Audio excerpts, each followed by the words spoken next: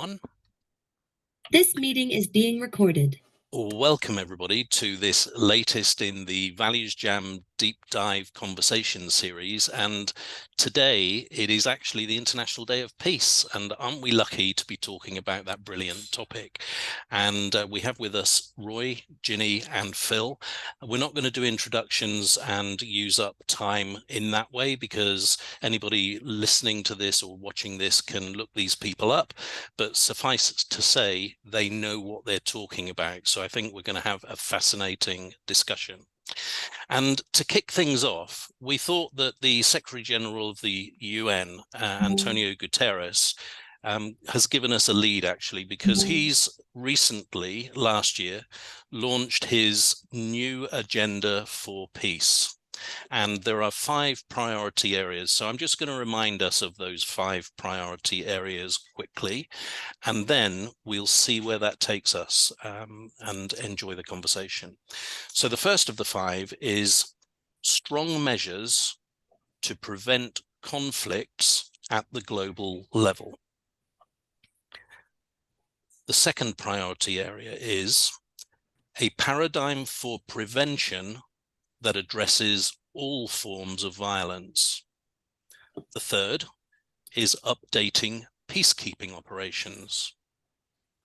The fourth is preventing weaponization of emerging domains and technologies and promoting responsible innovation. And finally, urgent reforms to the Security Council, General Assembly, the UN's disarmament machinery, and the Peacebuilding Commission to enhance collective security. So those are the 5 areas that are being targeted. So where does that take us for any of you? Anything of note pop out immediately to start us on this conversation? I have a concern with conflict, I have to say, and the first point about, could you clarify exactly the wording of it? Yes, strong measures to prevent conflicts at the global level. Okay, and this might be nitpicking, and it's so bear with me. I think we have a terrible general understanding of conflict, because I would say we should be encouraging conflict at a global level, because there is a difference between wanting peace and avoiding conflict. Because if we look at Johann Galtung's work, who is the father of peacekeeping and peace studies, he starts in terms of his framework by saying we need to accept that all is conflict. It's how we respond to that whether or not it moves into peace or violence, and that peace can be peace that can lead to social justice, or it can be what he terms as negative peace. I'll come back to negative peace in a second, or violence, and the violence can be direct violence, physical, verbal, or indirect violence, which is institutional, cultural.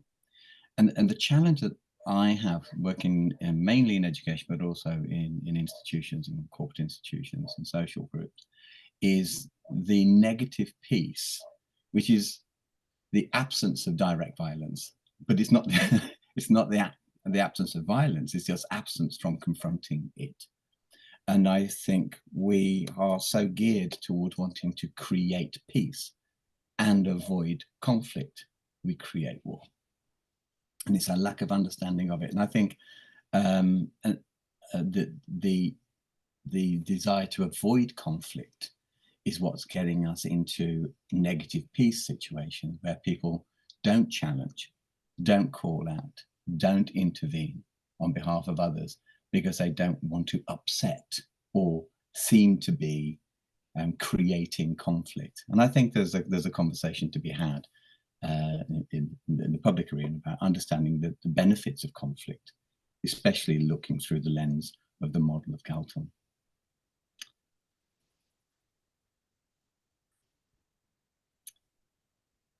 That certainly put a stop on the conversation. From my perspective, I think it's really interesting, because I am a primary school educator, and very much based within an empathy-based approach. And I think when we're looking at it within the primary school sector and to the secondary sector and beyond. I think it all comes down to understanding one another and about us understanding the children that we work with, and us as educators talking to children, understanding children and listening to them. And I think when individuals are listened to and when they understand, then there isn't as much conflict because there aren't as many barriers, because children let their guard down more. And in fact, everybody lets their guard down more. I firmly believe if we feel listened to and people listen to understand, and I'm talking within an educational context, then there is more understanding of one another. And that's where I'm coming from. And the approach, Roy knows about this, the approach that I often use is an approach called PACE approach, which is we talk to children with an empathy-based approach based on playfulness, acceptance, curiosity, and empathy.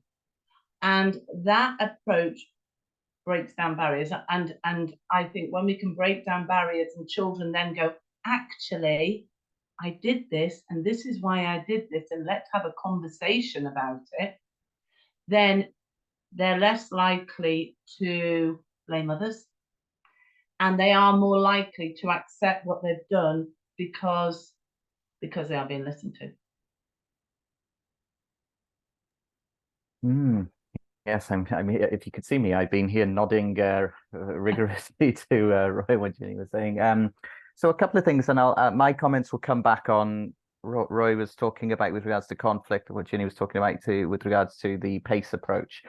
So yes, I think I agree in terms of our understanding of conflict. People often get kind of conflict and violence mixed up. And as Roy said, if we think of Galton, his starting point is conflict in the sense that we always have conflict, we will always have conflict. And if the route to peace is via conflict, then the challenge is not the fact that conflict happens. The challenge is, well, how do we go about addressing conflict in non-violent ways, instead of violent ways? And I think there's definitely a role for education here with regards to being comfortable with disagreements, being comfortable with not agreeing with each other, being comfortable with having these conversations, and that takes kind of movement on both parts, the person that's talking, the person that's listening as well. So there's something with regards to conflict, and with regards to understanding one another. I think there's a bit of research out there to show that a principal cause of, let's say, violent conflict around the world, as including on an interpersonal level, is this idea of dehumanizing others. When you dehumanize people and don't see them as human beings, it then legitimizes this conflict or the violent conflict that we're seeing, the violence. So empathy does have a role, but if we have time, there's limits to empathy. If we have time, I'm happily coming across that later because I'm a therapist and I think there's some limits to empathy, and I happily speak about that later. So building off that and thinking about the UN, let's think about why we have the UN. Let's think about why they were started. They have a mandate. Their preamble is to end the scourge of war. That's why we have the United Nations. So let's ask ourselves, how are we doing on that? Not very well. If that was why they were set up, we're not doing too well. If you look around the world now, and of course, war is a major contributor to violence. Now, violence is not only having human costs, but massive economic costs as well. There's research by the Institute for Economics and Peace that suggests that violence costs the world about $16 trillion US. That's 11% of the world GDP. So we're really struggling with regards to violence as being a major kind of contributor to some of the challenges that we're having. And when I think about war, when I think about ending the scourge of war, we don't just think about war and the immediacy of war, for example, what's going on in Ukraine and Russia, which is terrible. And at the same time, we need to remember that there's lots of other wars that are going on that really deserve our attention as well, and they are not getting our attention. But I'm not just talking about the immediacy of war, I'm talking about the institution of war. So this is the perpetual investment in actually one of the 5 priorities that you spoke about, armament, weaponizing the world, that obviously makes violence more kind of viable if we have so many arms.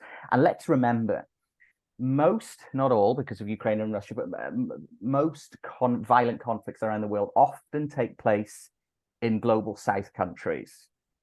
But who is manufacturing all of the arms? It's not the global south countries. It's the global north countries, such as us, such as the US, that are sending them those weapons. So we really have a role to play. So I often use the saying that we're all implicated in war, and when I do kind of work with young people or whatever, it still makes me kind of shocks me. I remember being in the US fairly recently, and then working with some young people, and they said, "But Phil, we're not involved in war. No, you're not involved in it. It's not happening on your doorstep, but you're definitely involved in war, and you have been for a long, long time." So I think a really big role for education and for us as peace workers is to try and educate people around the downsides of the war system. Try and work towards this idea of anti-war, but that's necessary, but it's not sufficient. There has to be the focus on positive peace, which I'm sure Roy will talk a lot about, shortly. But I think in order to really improve our chances of working towards a lasting positive peace, we have to address the war system. If we take as one definition, positive peace from IEP, although it comes from Galton, before that, of the institution structures and attitudes that promote long-lasting peace. Well, we have an attitude with regards to war making, that dominates peacemaking. We have an institution of war. Let's look around. We've had 180 million deaths in the 20th century, from war. War is the leading cause of death, injury, and trauma around the world. It runs the risk of perpetuating and bringing about nuclear apocalypse. It's the main cause, one of the main causes of the refugee and debt crisis that we're facing. It's one of the main reasons behind why we have government secrecy. It's one of the main reasons behind why we have authoritarianism. It's one of the main reasons why we're not globally cooperating on many things. And also, and not many people know this, it's one of the major causes of the climate crisis. People think that individual actions matter. They do, but we need to look at the system. The biggest polluter on the planet is the military, and specifically the US military. The biggest user of fossil fuels is the US military. So going back to the UN, if they want to look at a peace agenda, then a part of it, not everything, would be to go back to their original preamble and think, well, how do we really end the scourge of war and the system of war, the war system? So there's some few thoughts. Thanks, Phil. And I'm conscious that I'm kind of the naive person or the ignorant person here. So I'm just going to throw some things in, some of which might not make sense to you, some of which might cause you to consider. The first point is, Ginny, you were straight in there with the concept of understanding being really important. And I think this is absolutely the key to everything, because if you think about the playground and you consider a fight happening in the playground, there's 2 jobs to be done, not just ending the fight and breaking it up, but then addressing what caused the fight in the first place.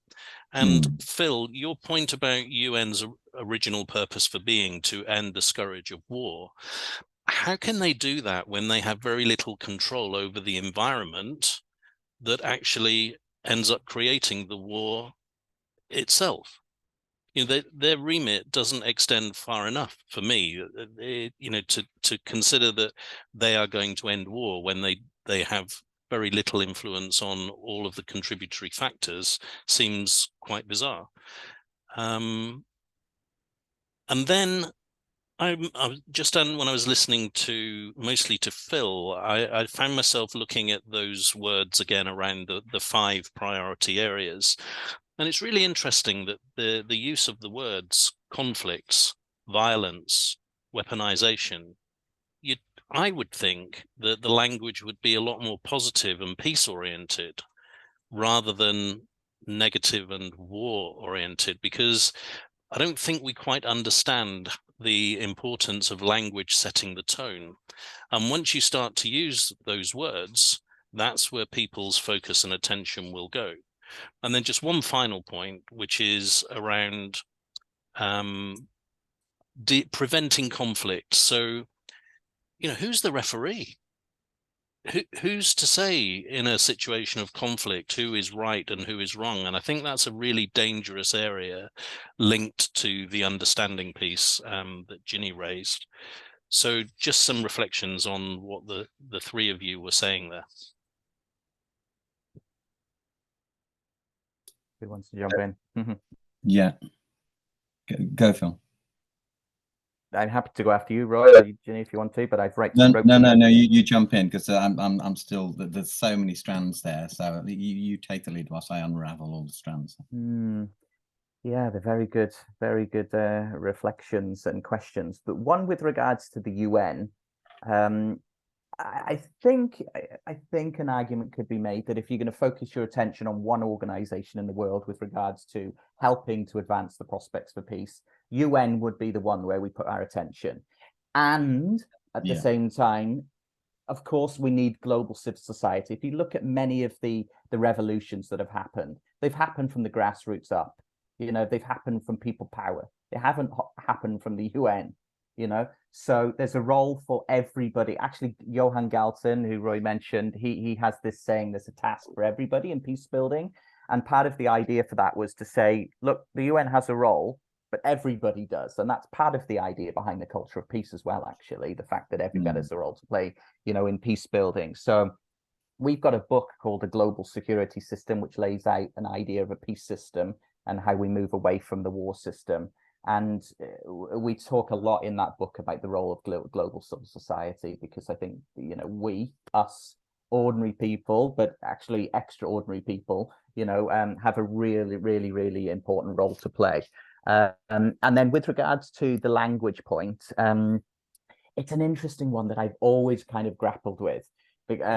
Before coming to the organization I'm part of, World Beyond War, I was why do we have to start talking about the things that we don't want, such as war and, violent conflict? Why don't we talk about the things that we do want, and bearing in mind that I had a PhD and I was pretty kind of, studied by the time that I got to World Beyond War, but I'm telling you what, my eyes were just massively opened. And I was like, oh my gosh, there is no way of working towards positive peace, on the planet if we don't look at the elephant in the room. And the elephant in the room is war, the war system, militarism, and perhaps, by the side of that, NATO. We have to look at the role of NATO, which was, obviously brought in to kind of so-called defense.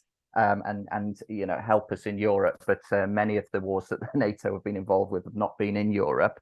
So I agree with you, Alan, with regards to language, but at the same time, if we want to move away from something and move towards something, we need to kind of call it out, I think. So I'm 100% saying that just ending war, of course, is not sufficient, but I think it's necessary if we want to give us the best chances of having a positive peace. And then with regards to the point about who decides in terms of that preventing conflict thing, I think I'll piggyback the same as what Roy was saying around. I think some of the languaging is wrong. We shouldn't be trying to prevent conflict. We should be trying to prevent violent conflict. We should be thinking about how to deal with conflict in peaceful ways. But some of the language is really wrong, including within the UN. And I think we could probably work, a little bit better with regards to that language. Can I add to that? Because I think, as Phil said, I think the language is incredibly important, and also the language reflects the system.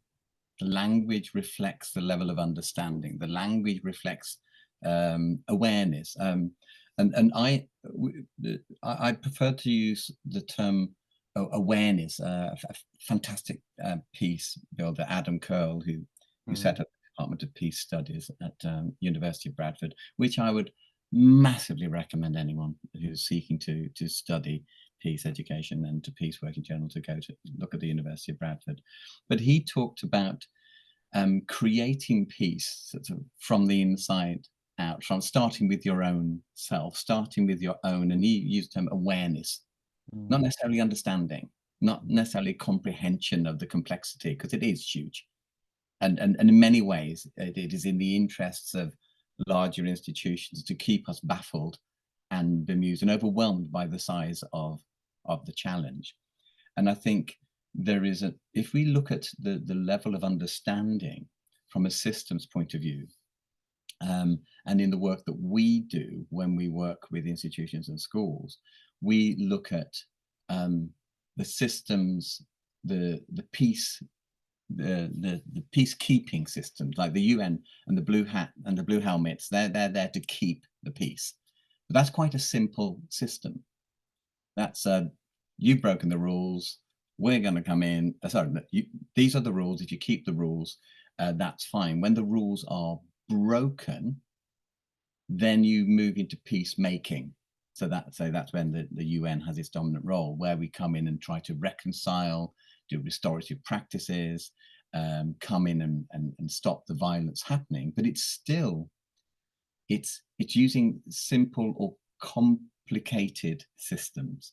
And I think we need to transcend to our awareness of higher systems. Now, stay with me here.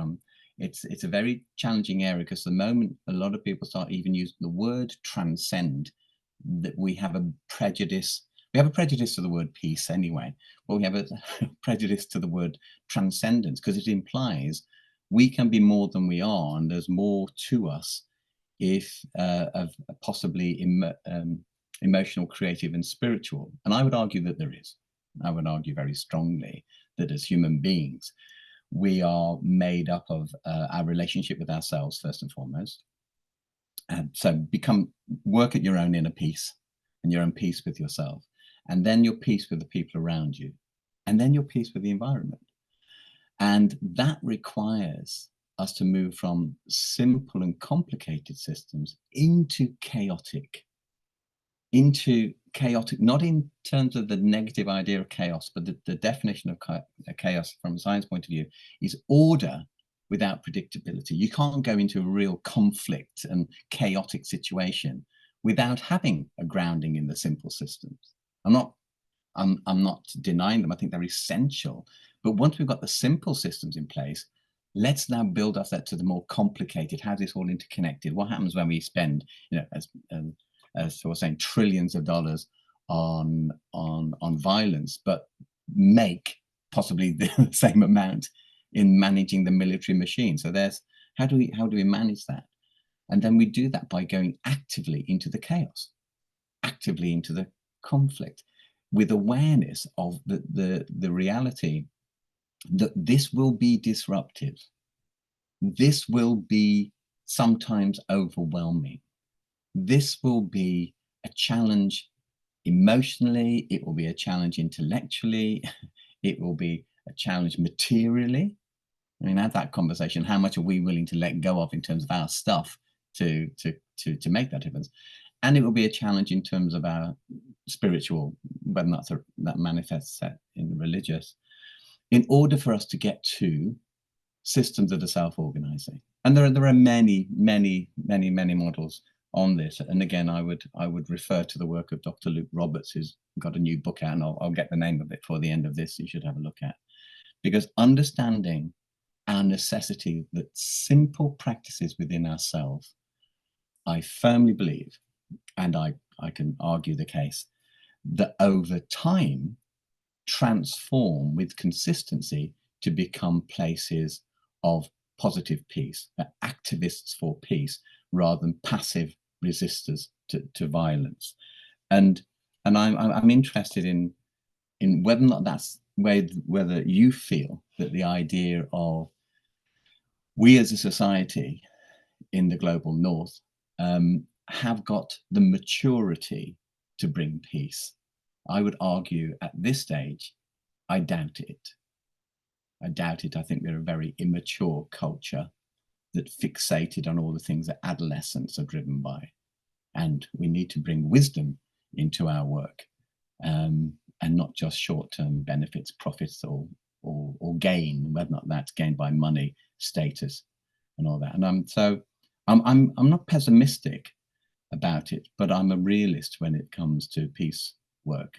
I think there is an argument from some quarters, particularly Margaret Wheatley and her extraordinary work, Leadership and the New Science, that she wrote in the 1980s. She's doing some amazing work now, where she's saying we're not here to create and transform and change the world to become a peaceful place. We're here to manage the decline. That's a bit of a downer. Yeah, I've done that twice in this conversation. I promise I won't do it a third time. But from a realist point of view, how do we manage the challenge of this process of even engaging in the reality that it starts with us, and we will probably not see the benefit of it in our lifetime? That's an act of compassion. There we go. No pressure there, Ginny. Off you go. Sort it out, Bootman, for goodness sake. Thank you, Roy. Well, I think I'm picking up on the word referee, which Alan spoke about, and I think it's really interesting when we actually say, who is the referee? Who is the referee? And actually, do we want a referee? Within education, children often want a referee, going back to what you said, Alan, about the playground. Actually, within our education system, as I see it, in general terms, children would like a referee. So that somebody is right when there is a fracas, somebody is right, somebody is wrong, and the adult comes in to play Judge Judy, and there is a great discussion between the children and then between the rest of the class. I have seen it all. I've seen children have to write it down on pieces of paper, what they saw, that they are not allowed to speak to one another because that will negate anything, because they may influence their friends. I have seen children children taken out one at a time to go to the jury so that their head teacher can interview them all. And actually, I think we have become very like this, and children mirror what they see. So I think that is really interesting within the education system. Now, I was really fortunate just over 5 years ago to visit Finland. I went to Finland, I saw these 3-year-olds playing in the snow, and I saw one of them clout, well, that's a good northern term, clout their friend over the head with a shovel. Deep intake of breath. My colleagues and I who were visiting, we were like, where's the person intervening? Because we have been inadvertently institutionalized into this. Where is the referee? Where is the judge? And we actually went up to a Finnish teacher and said, excuse me, you haven't seen, there's something happening over there that you need to deal with. And they went, no, the children will work it out. The children will work it out between themselves, and they will sort that out themselves. And it's more likely not to happen again if they sort it out between themselves. These were 3-year-olds. So I think, who is the referee? We, by our nature or by the history of what we've seen previously and what we are entrenched in, the adult is the referee. The child sees that as the norm, and then they're more likely to try and put the blame on somebody else, and we have all of this happening. And I think therein lies a huge issue and a huge problem. And then we come back to the word conflict, don't we? And actually, where is the resolution between those children? Actually, an adult is siding with the child who actually wins the adult over by potentially how they're communicating or their ability to win that adult over, but not actually by the truth itself. So I think that in itself is really, really interesting. And Roy was talking about keeping the peace. And I think that's really interesting. What about the child who has been blamed? Actually, are they just going to keep the peace and go, do you know what? They're not going to listen to me anyway. And so off they go. So I just think it's really interesting. The referee point of view, and I think we need to look at it in education so that, once again, voices are heard, so that the children are honest and they are listened to. Can I briefly add to that? I can sense Gittings wanting to get in there. I can feel the voice. I just want to highlight that what you've just expressed is exactly the excessive and destructive nature of peacekeeping and peacemaking systems, or simple and complicated. So any value, like any system, and any system like any value, isn't of itself creative and positive. It's so love can have value, but when love becomes excessive, that's unhealthy value, and if it's left rampant, it becomes violent and destructive and controlling. And so I think what I'd be interested in building off what Ginny was said, what I hear and what I see. And I've worked in Finland over the past 20-30 years, and I totally see this and the work that we're doing there, not just in schools, but also in industry. But the idea of we have to come in, and going back to the UN, we have to be the blue helmets. We have to come and say, you did this, you did that, separate, if you do this, do that. As opposed to embedding the peace building, which is consciously bringing in practices and strategies with the children and with the adults, whether or not it's in business or whether it's in schools. I don't want to just contain this within an educational context, but you have to do the investment into the process. So how do we have healthy conflict? How do we recognize it? How do we bring it? So you invest it so that when there are incidents of conflict, people have been rehearsed in and are comfortable with the challenge of moving into the role of the peace builder.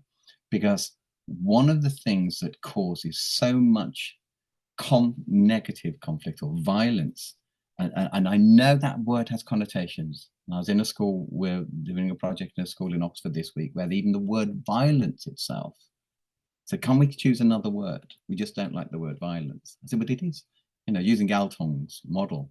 Can we choose another word other than violence, which is in itself indicative of a culture that doesn't feel comfortable with these terms? And I would argue, and I'd be interested in Phil's input on this, how much violence and how much the seeds of war are sown by the peace workers. How many people with a genuine desire to intervene, like you, Jenny, with your friends and in Finland, and it's not coming from a bad place. It's coming from, I genuinely think it's coming from a place of love and kindness and desire to stop the pain, to stop the disagreement. But unless it is managed at the right way, in the right time, to the right degree, the same way that Aristotle said, no, anger is not a bad emotion. You just need to know when to be angry at the right time, to the right degree, with the right reasons, the right people. How can we ever get to a point of peace building when the peace workers themselves are stopping us engaging in a mature way of dealing with the conflict? And I think so much of our conflict, not in schools, but in society, is because a lot of good people end up doing bad things. There's some. Oh, Alan, did you want to come in there? Well, I was just going to give you a couple of things to add to what you're all already going to say. Just a couple of quick ones, actually. The first is that it strikes me that perhaps the UN has missed the boat. You know, it's too late. It's dealing with everything happening when it has happened, and that's too late. And going back to Ginny's playground, what if the UN had a role of investment instead to create a more positive, conducive environment, rather than be the people that step in when something's gone badly wrong? That's the first one. And the second one, Phil, kind of plays to a bit about what you were talking about in terms of war being an industry and a commercial machine. And so I do a lot of work with corporates, and that's what I used to do. I used to run profit and loss businesses. And a bizarre question perhaps, but it struck me, what if the UN was given the budget that is currently spent by the arms industry to be proactive and make a business case for peace being achieved in a different way? Okay, wow, yes. So I come to that one after, because there is some people that are looking at that in terms of how do we move from a war economy to a peace economy. So I say something about that shortly. It's in our book as well. So I'm just going to put that there. But before I go to that one, I think it was lovely what kind of Roy and Ginny were talking about, because they went from inner peace through to kind of peace with others, what Roy was talking about, through to, let's say, peace with the system, or the bigger system being the UN. And I love the question that Roy asked at the end there around, are we doing more harm than actual good? And I think that's a really good question that we should be asking ourselves. When I say we, I mean kind of, you know, peace builders out there. So I'll try and come back on each one of those with some thoughts. The first one is yeah, I'm 100% behind this idea of trying to work towards inner peace, because if you think about it, at the end of the day, you cannot control anything that happens outside. You can't, and perhaps you shouldn't, if we're talking about this idea of kind of refereeing. You know, it's not your role to try and control things. You have more chance of controlling yourself, you know. So it's such an important thing to work with everybody to get better at kind of, you know, this self-regulation, this kind of, you know, emotional intelligence, etc., turning the mirror inwards to look at ourselves. In fact, actually, we've just put out a book chapter that's coming out shortly called Peaceful Ways of Being with Self, which basically makes that argument that, you know, and actually I'll tie this into your point, Roy, about kind of how sometimes peace builders are part of the problem. I write something in that chapter that says something like, most of the attention in the peace building field is towards how can we help those people out there, you know, which of course is not the right way of thinking about it. You know, I know them very well intentioned, but what they would much better be doing is trying to turn the mirror inwards on themselves and thinking, how am I showing up as best as I can? How am I being humble? How am I being vulnerable, saying, look, I don't have all the answers? Now, of course, that's quite challenging for peace builders, because they're like, oh, what? I've got a bachelor's and a master's. I'm meant to have all the answers. I can't tell the people that I'm working with that I don't know. You should be. We're human beings. We should be showing this vulnerability. You know, a good teacher would show that vulnerability. And there's a great book called The Pedagogy of Vulnerability, by the way, which is brought out by a great peace educator. So there's the one thing with regards to kind of the peace with self. And the refereeing part, I don't know if we have this saying here, but I remember being in the US and there was something called the helicopter parents. Does that make sense to anybody? Yeah, well, but yeah, I heard about that, and I think I've seen that quite a lot in the UK as well, in terms of, you know, parents coming in and maybe teachers coming in, and maybe youth workers coming in and going, like you're saying in terms of Finland, just letting them get on with it. That is the best thing that we should be doing, you know, allowing people to have their agency, you know, and learning through doing and learning through making errors. So of course, learning through doing and learning through making errors means being open to saying, look, I don't have all the answers, but I'm willing to work with people, you know, and try and work towards that. So I really love that part. And then the final one around Roy, around this, I think this is a really, really important question for us to look at as the field. Sometimes I think we're doing a lot more harm than good. Actually, there's a fair bit of research that looks at education, and perhaps is probably a bigger driver of kind of perpetuating destructive conflict than what it is in terms of promoting peace. You know, so education can often be part of the problem and not kind of the, you know, the solution. And I think that's the same for the UN.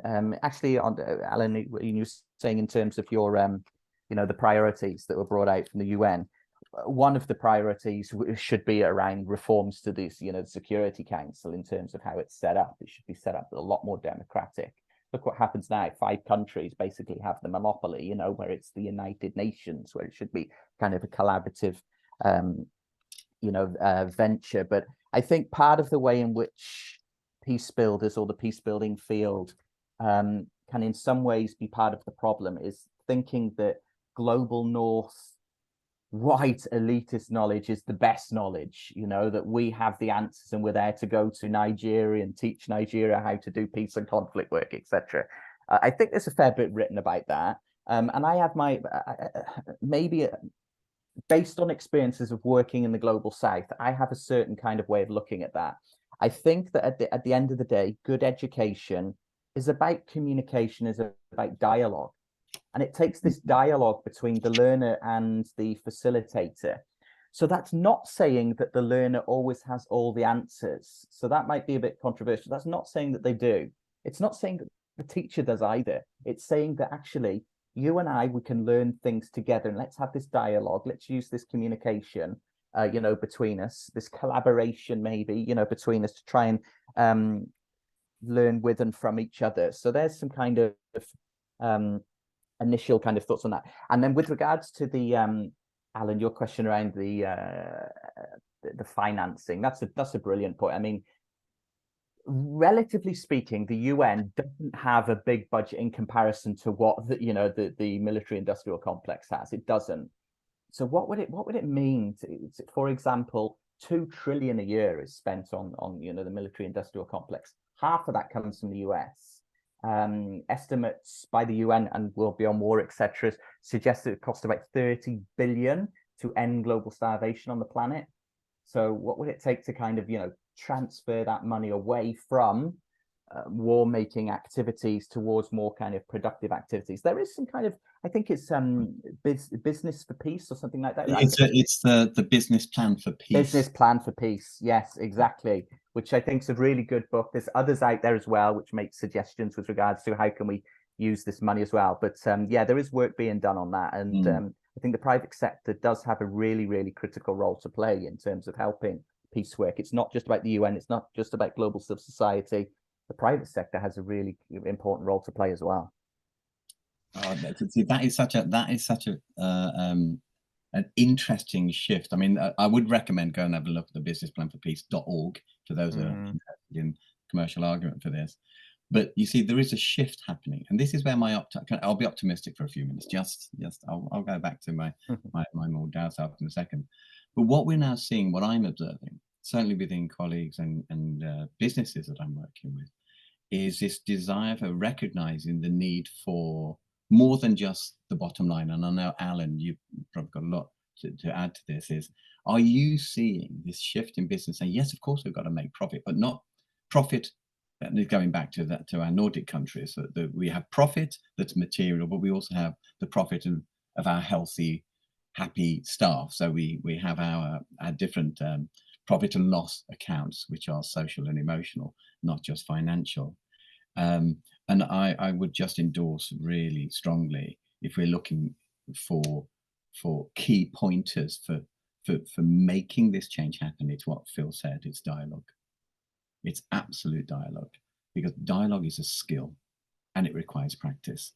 And again, it requires vulnerability, and like techniques and strategies. And there are schools that are doing this. And I will refer to one. I do think I will refer to Calm Manor School in Leeds, a school that we've worked with, but I worked with a few years ago. And I'm still in contact with them now. And when we started our work to help them with the city of Leeds, not just the school in Leeds, to help the city of Leeds become the city of the child. And I know that we've talked about this before, but I do want to reassure people that there is evidence of this. And they introduced peace building techniques. And one of the strategies in this inner city school with many languages spoken, and it's a state school, and it's got about 1,400, 1,500 students. And every Monday, the leadership team come in and sit in a peace circle. And they check in with each other. They do the usual thing of what's happening this week, who's going to do what, do we have any visits, whatever, the usual planning stuff. But they start with, so how are you? And someone might turn up with a reading or something. And I can feel some of the audience members going, oh, tree huggy. I would say from a neuropsychosocial, and I, again, Phil absolutely have more to say on this. It's about creating the conditions for a psychologically, neurologically, sociologically foundation for having a good day. That's all. And then they go into the hall, and all of the staff are there. And we're talking a good number of staff, secondary and primary, because they now got 4 primary schools as part of their through school model. And they sit in a circle. Every teacher sit in a circle, and they say, so how are you doing? And by the way, this is what we're doing this week. So they share the big picture stuff. And then all of the pupils have what they know as a check-in. This is the check-in. And they check in with every single child. And they do it in a vertical, so not just the year 7s, 8s, 9s, 10s, 11s and 6th form, but also the year 6s. On a Monday, the primary school kids come into the secondary to be part of this conversation. And they do the check-in, they talk about what's going to happen.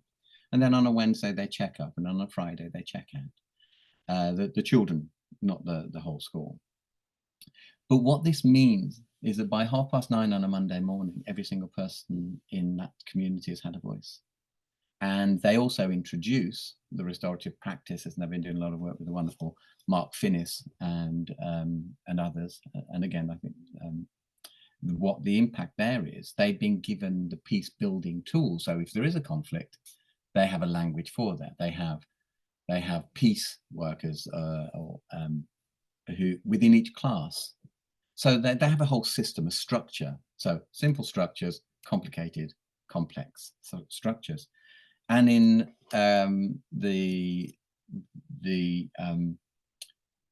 over the past 7 or 8 years, the last time I spoke to them, they had lost in 7 years 7 days in exclusion in 7 years. I'm working with schools that lose hundreds in a term. And so I would say that we do have the examples out there. We do have the methodologies, and we do now have the research and the work that we're doing in research with the Cambridge Peace and Education Research Group. We can do this, but we have to do it by knowing what needs to be approached in a simple way, what needs to be approached in a more complicated way, what needs to be approached in a chaotic way, and what needs to be approached in a self-organizing way. And you can't get to self-organizing without going through the other 3. And Roy, it comes back for me to being proactive rather than reactive. Fundamentally, that what you're saying is we're going to be brave enough to do what is needed at the beginning rather than wait for things to go wrong and then deal with it. But I've also got a challenge for you guys, because that example in Finland, I want to give you an example that happened locally to me. So 2 groups of boys on a bus, 1 year group separated. So I think the 1 year group is like 15 and the others are 16 years old.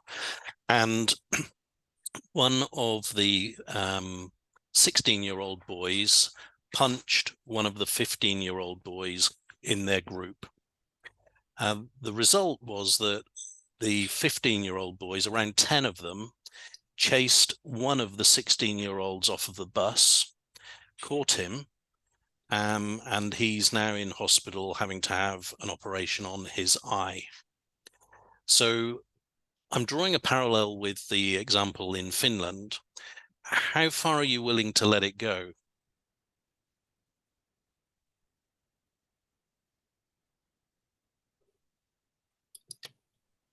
My My response to that is you're going to have that response from any group, particularly a group of young men, if they haven't been introduced to other methods and methodologies.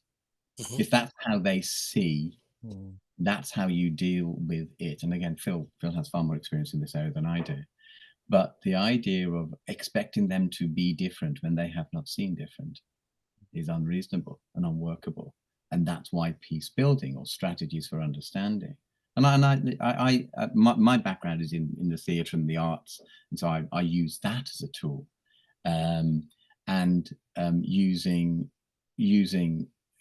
games, plays, storytelling with people to rehearse situations is one technique. But I think we have a really interesting dynamic at the moment, without getting into the post-COVID impact. But we've had certainly a lot of our young people who've had 2 years in isolation and haven't moved through the psychological and sociological journey into maturity, and we talk about the importance of self, starting with the self, but there's a difference between self-aware and self-obsessed. And when our young people are seeing the adults in society, and I'm not blaming politicians because they're an easy target, but the behaviors of the adults around them is one of short-term gratification and self-awareness and me and mine. Kind of, I can understand it. I don't condone it, but their response is going to be in proportion to their understanding. And I think that's where the peace building comes in, and the work that Ginny is doing, the work that Phil and myself are doing, is let's get in early, let's get in clearly, and let's get in often. I would add to that. I've talked about who is the referee, but actually, where are the listeners? Where are the people? Who are the people that these children can go to in order that this doesn't escalate? Where are those key people who the children feel that they can have those conversations with? As Roy is talking about with the schools that he works with, I'm suggesting those open dialogues happening, so that those conversations happen as a norm, so that we would hope, I'm not saying we can always eradicate it, but so that those conversations can happen before the violence happens from one side or the other, for someone to go, do you know what? I think we need to have a conversation about this. I would like to talk to you about that. And the young person speaking to the adult, knowing that they're going to be listened to, knowing that that person is going to listen to understand, and it's that kind of leveling, that not judging, but going, okay, we can talk this through. And as Roy says, that is missing so much. And once again, I think, Alan, it comes back to, we end up with the judge and the jury because the crime has been committed. And it's brilliant hearing Phil talk, because actually we're all talking about getting in sooner, so that we have a culture whereby children can be open. And I loved what Phil said, we can learn together, we can learn this together. And it's all this doing it along, I talk about pathways all the time, but doing this along the pathway together with the communication and the language and the dialogue, that is, in my opinion, what is still missing. And as we're all saying, we need to invest in that, so that, and going back to Finland, so that children actually own it with their heads held high, to say if they do something that they can own it as well. And Ginny, you use the term investment there, and that the more I think about this, the simpler it becomes, because in that story that I told, you might end up with one boy having a life-changing injury, the loss of an eye. You might have at least another couple of boys expelled from their school. And you might have half a dozen boys with, I'm not sure how the police deal with crime at that age, but some sort of criminal record. And when you start to ask the question, what could the long-term impact of that happening to those individuals? And then you start asking, well, why couldn't we have invested in creating a more conducive environment in the first place? It's kind of an easy question to answer. Yeah. Yeah, it's okay, a couple of things going through my head. It's basically what what you all three have been saying is that we know that a preventative approach is much better than a curative approach. You know, we know that. However, at the same time, there's challenges with it. For example, schools, or for example, those that provide funding, they want to see immediate results. You know, that's what they want to see. But then, as Roy kind of mentioned earlier, peace building and the kind of the work that we do, it's not always the case that we see immediate results. We might plant a seed, you know, and of course we can never make someone be a peace builder. You know, the idea is to provide those conditions, plant that seed, provide the right environment, and then that person decides what they want to do with it. You know, it's kind of like a tool, you know, a tool like AI, for example, you know, the big thing right now. It's a tool, and it's a tool that could be used for good or bad. You know, it's the same as kind of some of the skills that we use as well. They could be used for good or bad as well. So people can, if they go through, let's say, a peace education journey or whatever, our hope is, but of course we can never control that. Our hope is that they would then go away and you know, kind of take on board those skills and not turn to violence, instead turn to other, you know, different ways. But again, it goes back to, unless young people are exposed to those kind of trainings, those kind of learning experiences, they don't have those tools in their toolbox, you know, because what the young people are doing, they have needs. Young people have needs, and they're trying to get their needs met, but they don't know the perhaps I don't know exactly in terms of your situation, and I probably have to think a little bit more, but they're searching for a way to meet their needs, and that's probably the way in which they've done it. Of course, it's disastrous, you know, in terms of what happened. I often like, there's a book called The Beautiful Risk, which is by an educator called Gert Biester. Now, it's quite controversial, some of the things that he says, because he talks about education, and educators should teach, they should not facilitate. So it's very interesting, you know, some of the things that we've been saying. And actually, when I read him, when I think about it, I think, oh, in some ways he does have a point. But actually, what he makes a good argument for is that education should be, it should never be predictable. It should never be strong. And you can never guarantee the outcomes. That's the same of working with young people. It's the same as peace building. It should not be strong. It should not be predictable. And you should never really 100% know the outcomes. Why? Because we're dealing with human beings. So he makes the argument that education should be weak. It should be vulnerable. It should not be predictable. And you should be open to the beautiful risk of education. You know, but of course that beautiful risk, sometimes take it the wrong way and bad things happen, of course. But I think as a net sum, I think it works better, you know, trying to embrace that beautiful risk. I really like the idea of the whole anti-fragile mindset, and again, because it draws us back to the importance of chaos and the importance of conflict. Because, but that is when we have a society and economics and politics based upon, if we all played by the rules, everything would be fine, which we know has limited truth to it. And I think where we can go is returning to some more wisdom-based approaches. And the work that we do is very much looking at wisdom-based education. So, and the role of peace building as a tool of wisdom, and that draws from modern science, psychology, technology, but also the more ancient traditions such as storytelling. And if you will bear with me, I I think the idea, and Phil made this point about the whole colonialized, we're going to come in and we're going to impose a westernized or approach to it. And myself and Hilary at the moment are in a very challenging situation because we're doing projects, some research projects and some work with teachers and educators on peace education in Kazakhstan.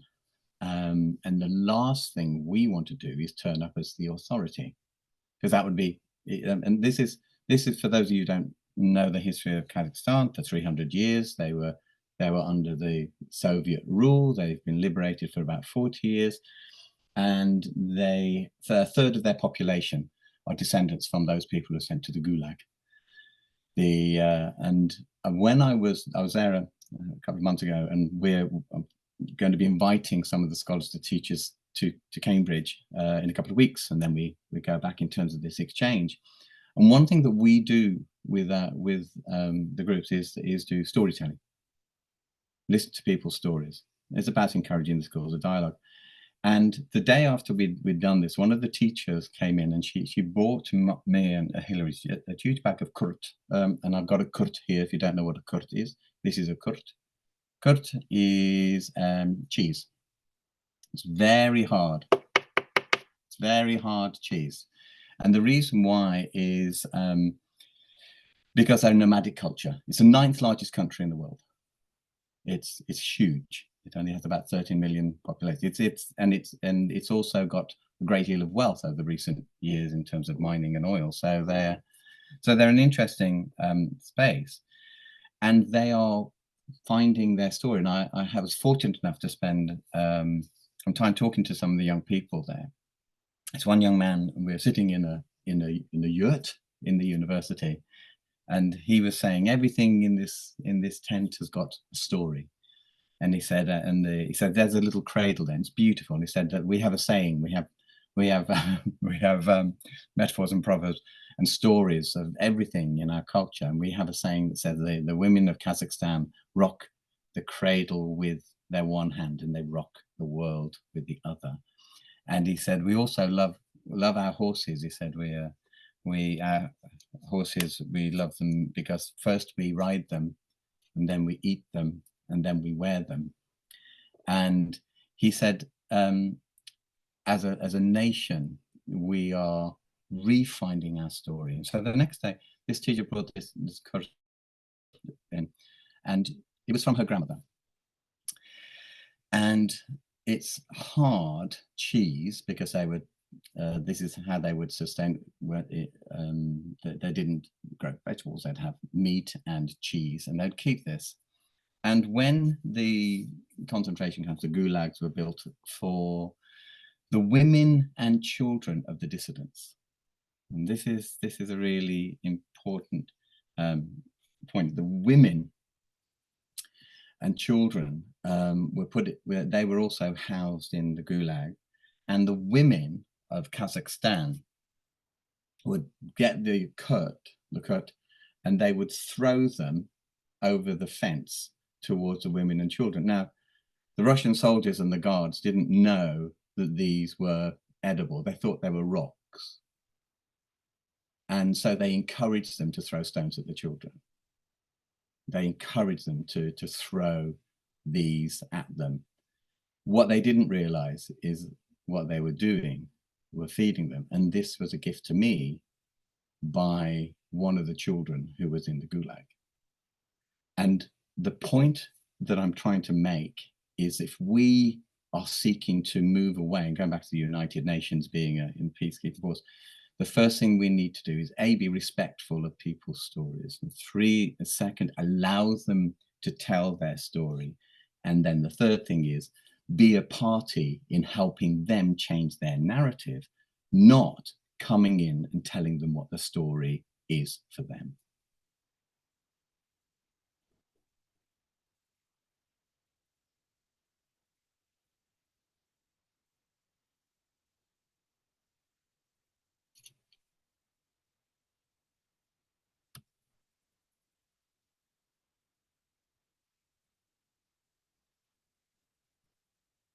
So the Trojan horse, then, just to move it on a bit, the Trojan horse for us is storytelling.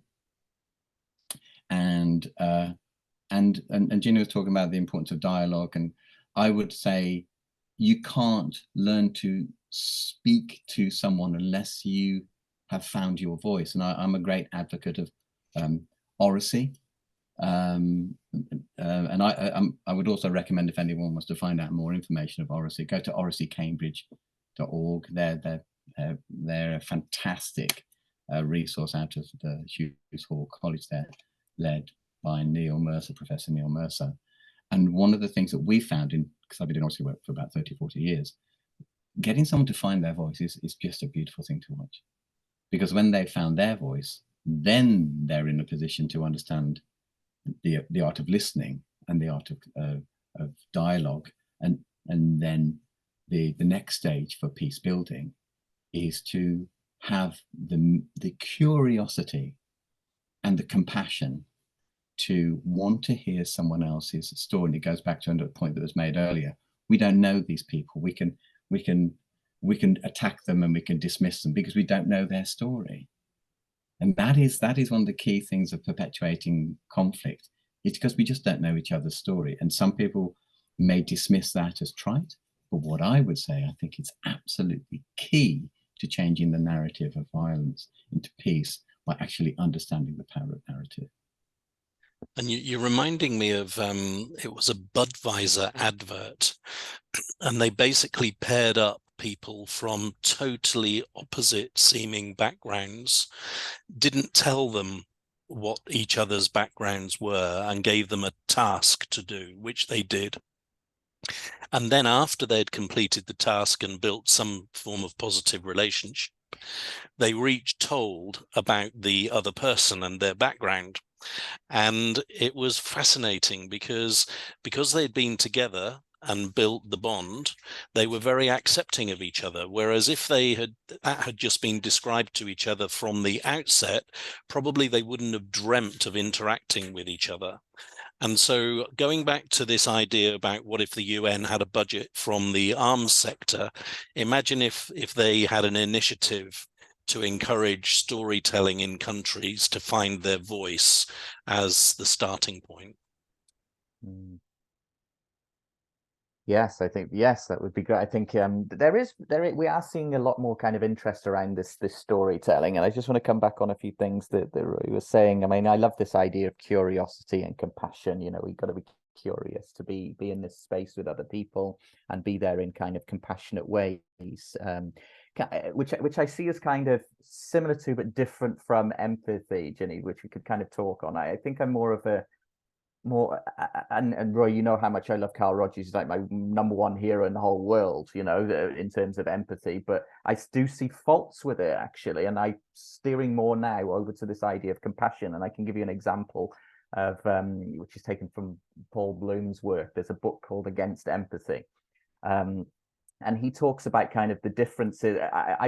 Within my work, I often kind of read things I don't agree with, you know. So when I heard about this book Against Empathy, I thought, okay, what could be wrong with empathy? It's like the gold standard for everything. So I read it, and my eyes were opened. And it's the same as The Beautiful Risk with Gert Biester in terms of he's against facilitation, and he said teachers should teach, and I was kind of against that in principle because of my, you know, Freerian background and Roger's background. But actually, when I read it, and I thought, well, actually, there is occasions where teachers should teach, and there is occasions where they should facilitate as well, which I can talk about a little bit more if you want to. But linked to the ideas of stories and the work that you're doing there with Hilary on the ground, I think it's so important to go in there and to listen and to be with others, you know, in this kind of safe space and things like this, and listen to this, learn from you know, people on the ground.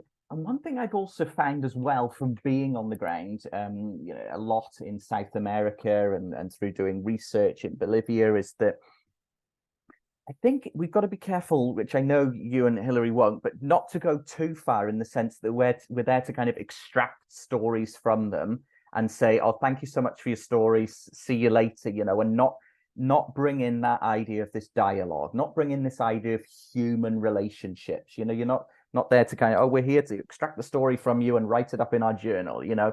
I remember, you know, I don't know if I told this story before, but when I was doing the research in Bolivia and I was interviewing the I'm thinking in Spanish now, the Minister of Gender, and the first thing she said to me, she said, Phil, I'll tell you now, I'm a feminist, I'm a Marxist, and I'm not, of course in Spanish, and I'm not interested in traveling scholars coming here, interviewing me, taking what I've told them, and then writing up in a journal I'll never read.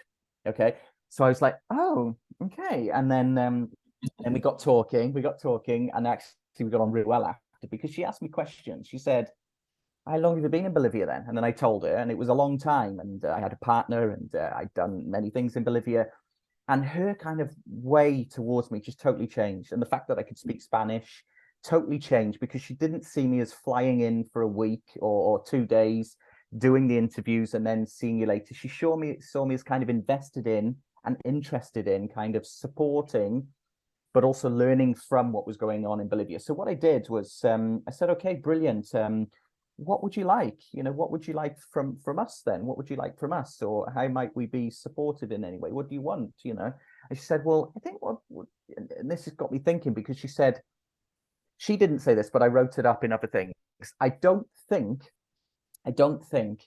global North countries or people that we go and, you know, work with on the ground are against outside ideas per se. I don't think they are. I think they're against the idea of imposed ideas. Yeah.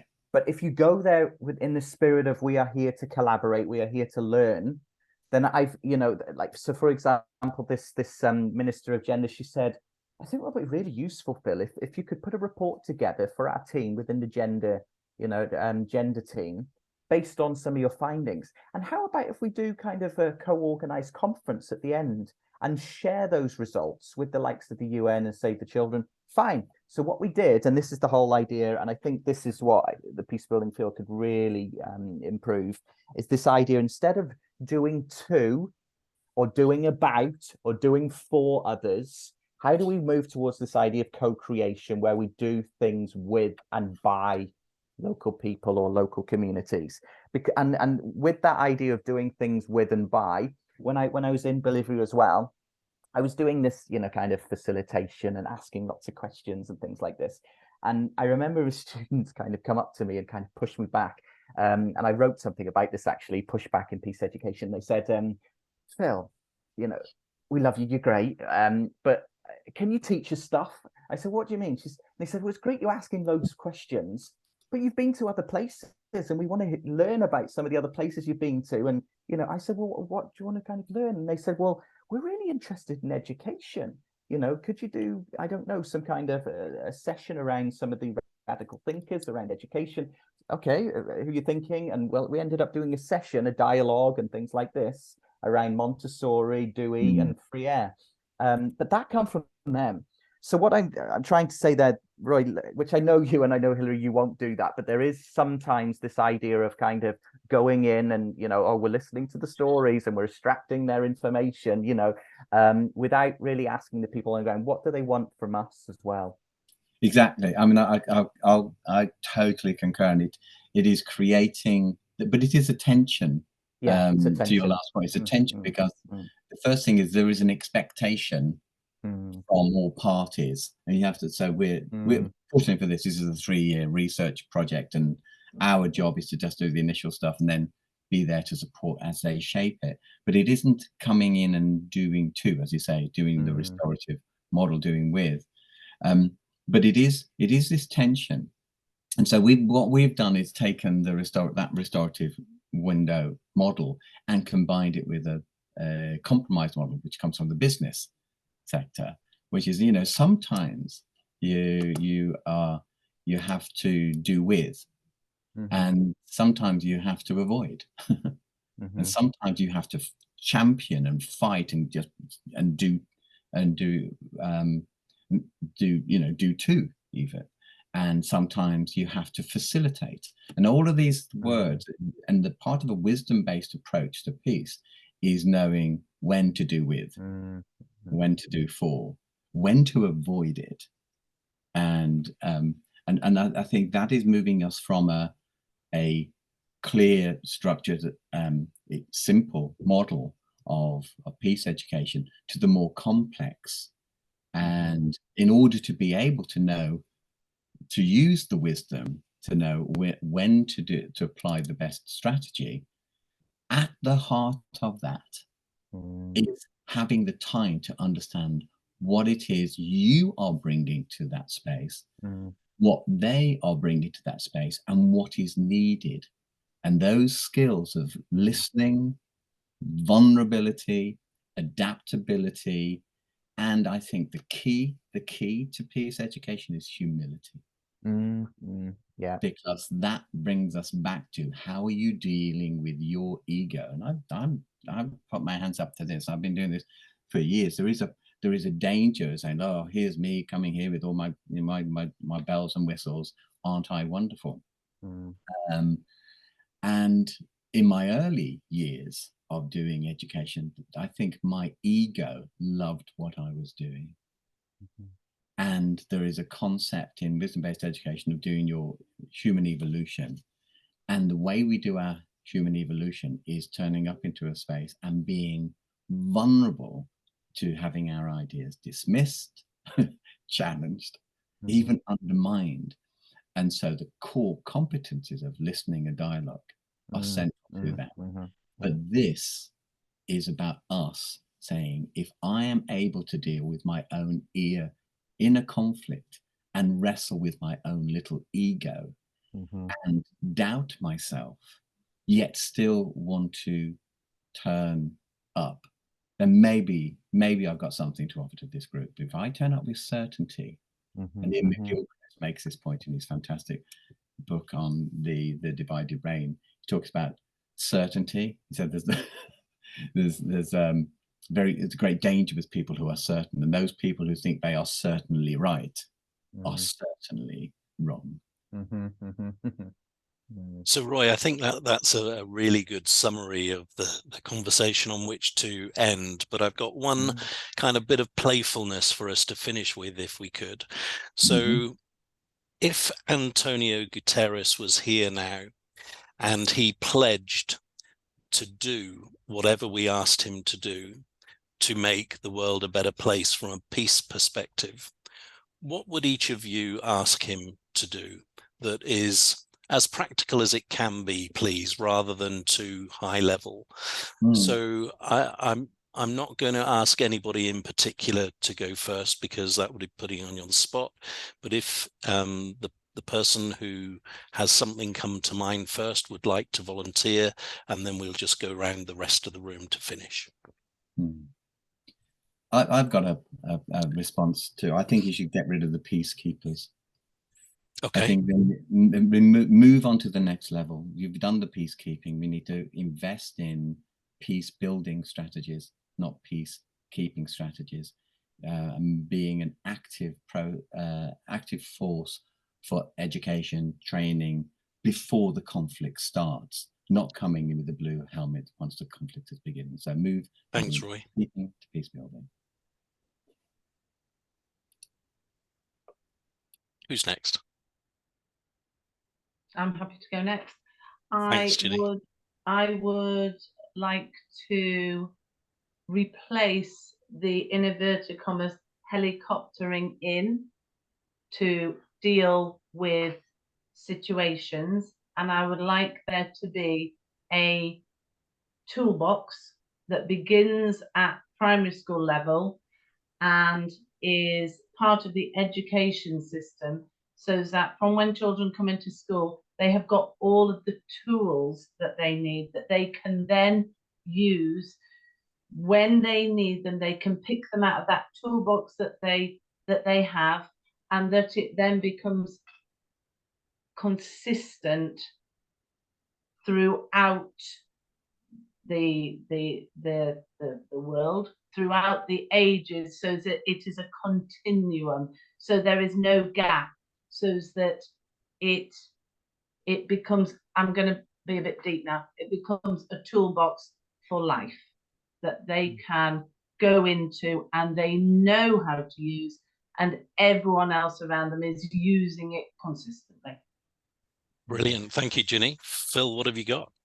I think divert the 2 trillion away that's put towards kind of war making towards more productive activities such as peace building, activities so that we address human needs. And part of that would be what Roy and Ginny were talking about, the educational work around actually within World Beyond War, we're doing some work around unarmed civilian resistance around, and we're actually in Ukraine right now, right on the ground, working with people on the ground, accompanying them, not going in there and training them, accompanying them and kind of working with them to try and develop some tools around how to resist violence, occupation and things like this, but through non-violent means, because non-violence works. There's a lot of research to show that it's just so much more powerful and effective than violence. So I think that's what I do.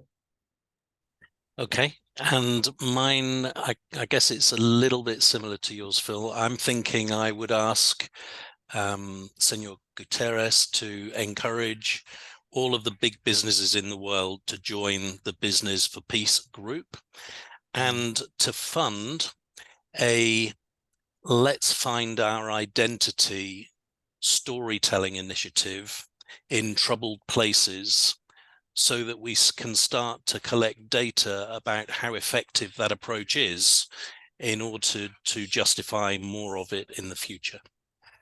So that's what I'd do. Thank you so much. It's 6:30, which is when we said we would finish. Thank you very, very much for such an insightful, thought-provoking, challenging conversation. It's been wonderful. Thank you. Thanks for organising it. Thank you. Thanks so much. Lovely. Thank you so connect with much. you all. Thank you.